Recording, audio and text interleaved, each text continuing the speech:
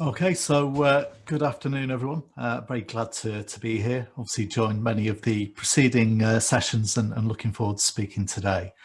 So, what I'll be talking about today is the importance of multifunctional landscapes, both from a Nestle perspective, but also how we can work together to leverage business interests and drive investment and support back into both creating or recreating and maintaining healthy landscapes.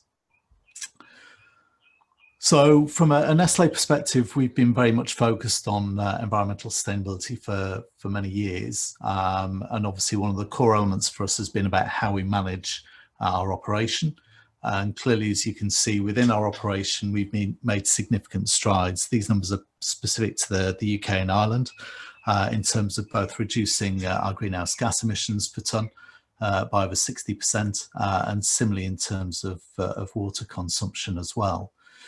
But we clearly recognise that actually our primary focus needs to be across the value chain as a whole. And actually our operational impact is still a component of that. And actually the biggest areas of focus and interest are very much in our supply side of our business. Now, many would think that that is principally around carbon emissions. And clearly that is an important aspect. We've committed to delivering net zero impact by 2050 in line with the Science Based Targets Initiative. And within the UK, we're looking at how we can deliver that on a much faster timescale. So that is clearly important to us, but actually there are a number of other elements that are also really critical to us beyond just carbon. And they're primarily driven around business risk. And I think if anything, as a result of the current COVID crisis, one of the things that it has driven for a number of organisations is a critical review of where their other exposures may be and how they can build resilience within their organisation. And clearly for us, building resilience across our supply chain and across the communities within which we operate is absolutely crucial. And you can see here from a UK perspective a couple of reasons why. So on the left-hand graph, that's some modelling from the aqueduct tool, which shows the current water risk profile across the UK. And as you can see, we have a number of our operations based in or close to some of those areas of high water risk. And similarly on the right hand side, when you look at some of the challenges that we're facing into in the UK regarding soil condition, clearly there are a number of challenges, and unfortunately some of those areas which are currently showing as red are areas where we currently source our grains from to support the different businesses within the UK. So for us, clearly we need to help and support farmers and land managers in those areas to help build the right multifunctional landscapes to deliver resilience for us and our supply chain, help deliver resilience for those farmers, for those land managers, and support the development of their business models in the future. But also look at how we can bring together a range of other businesses and other organisations to deliver a broad range of outcomes to ensure that those landscapes are genuinely multifunctional in their nature, and that we're not just biasing them towards, for example, carbon or towards water quality or water flow. So that's a really important element for us as a business. And clearly in terms of managing that, it's important that we deliver those range of outcomes. So some of them will be very much in terms of habitat, in terms of soil quality.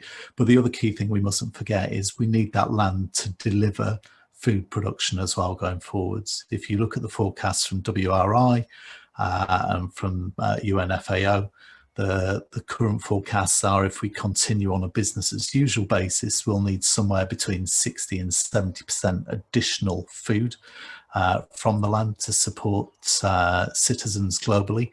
So clearly we need to help make decisions which improve the state of nature, improve those landscapes, but also enable us to continue to deliver and fulfill those food demands going forwards. And for us, there are three core elements helping, or we need to focus on to help us achieve that. One is food waste and how we address some of the food waste challenges. Within our own operation, actually, the level of food waste is relatively small. The larger component is in our up chain supply, but also the consumer end as well. So working very much on reducing that food waste, looking at how we can rebalance protein consumption, protein use within our diets, which again can help reduce the pressure on land, which will improve the situation going forwards. And then the third and really important component, which is principally what I want to talk about today, is regenerative agriculture and how we support and enable that to grow and deliver the right kind of outcomes. And again, as I touched on, rather than focusing on particular outcomes, we're very much focused on ensuring that we have multifunctional landscapes and that we understand the interrelationship between soil, water, habitat and carbon, and that we have landscapes which can deliver across those different aspects. So when we looked at this, we were trying to unpick why, if resiliency and if the state of nature are such critical challenges, why aren't more businesses investing into those propositions?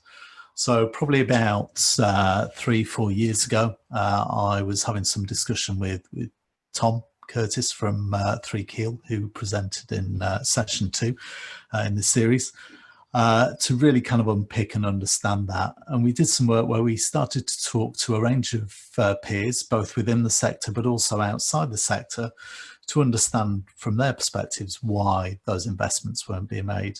A number of themes came out, but one really shone through, and it was very much about the approach. And principally, what we tend to do as organisations, whether as special interest groups, NGOs, conservation bodies, or even business as well, we tend to start with a spatial location, identify the primary issues, structure up a set of proposals to address those issues, and then, and only then, go to business and try to convince them to fund these propositions.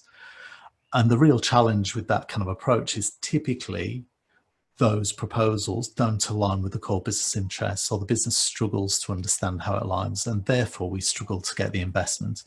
If we do get investment, typically it's small scale CSR payments as opposed to genuine sustainable payments to support the model going forwards. So what we did from that was we started to unpick and try and understand what are the key drivers that would help bring organisations on board to invest in and support the development of these interventions within the landscape. And there are a number of key elements that came out of that. The first one was, clearly we need independent governance. So if we start with a spatial location, clearly we need to ensure that whatever decisions are made fit within the national framework, the national expectations, but in reality, it's the local decision makers, those people who live within that region, who really understand where the primary challenges, primary opportunities are.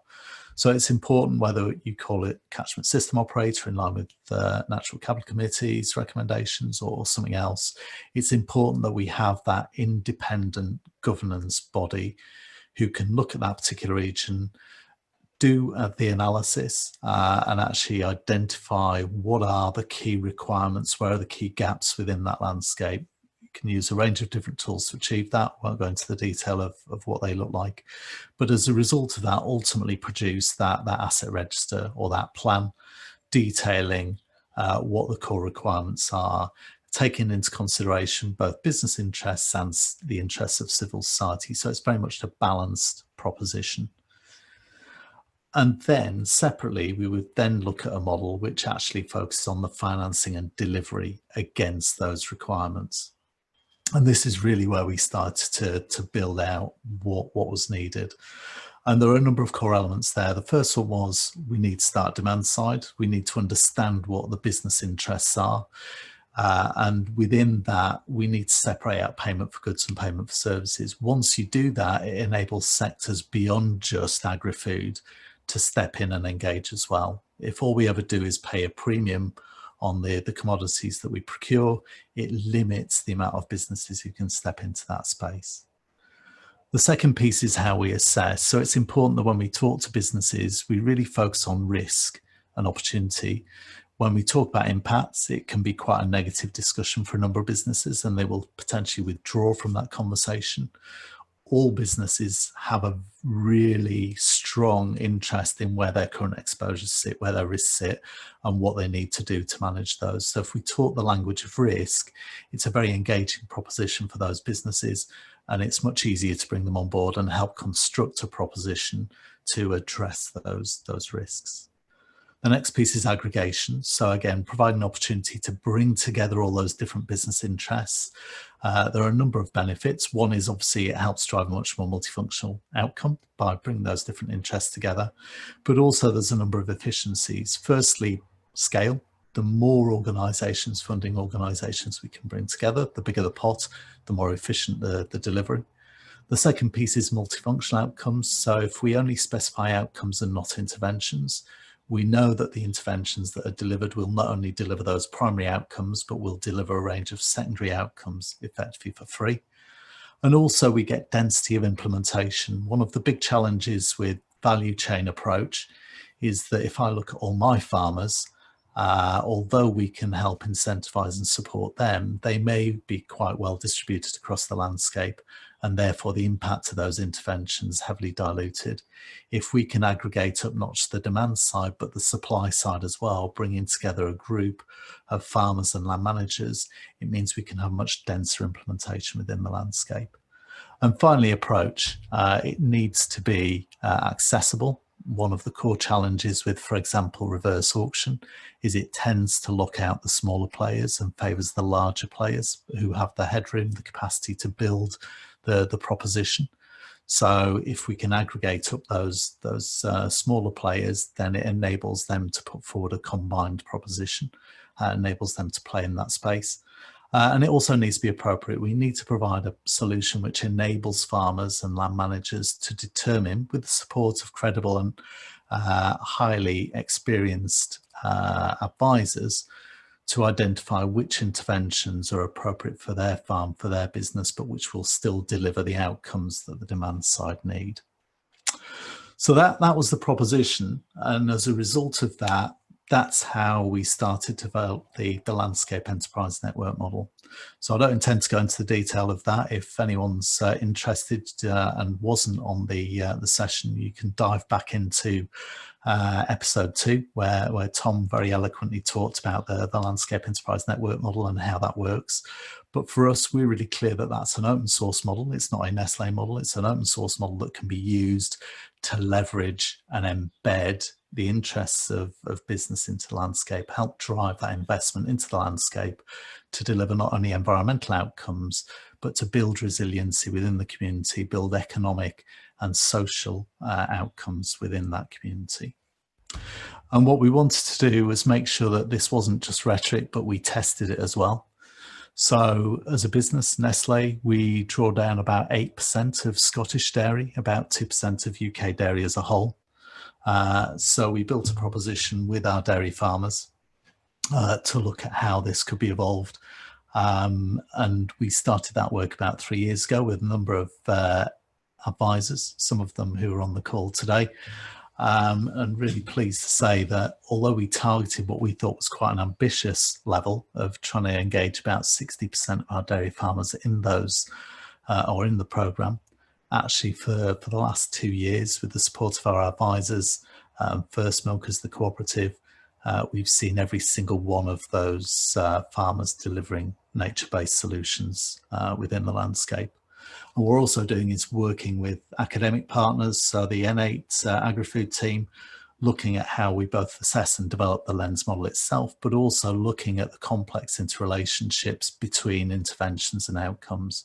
So what are the impacts on not just crop health, soil health, but also animal health? Are there trade-offs, and how do we best manage those?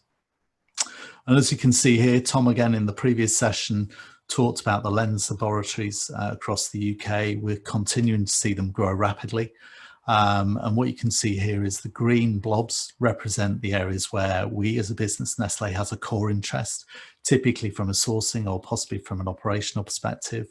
But as you can see, we're seeing a number of grey blobs also building out, where we have a range of other organisations stepping into the space and looking to collaborate and convene to invest back into those landscapes. So that's a quick summary of our interests as a business, and also how we're trying to work together with a range of business interests, with NGOs, with advisory partners to really build a credible model that can deliver multifunctional landscapes at scale, both within the UK, but also in the longer term beyond the UK. So without further ado, I shall hand back.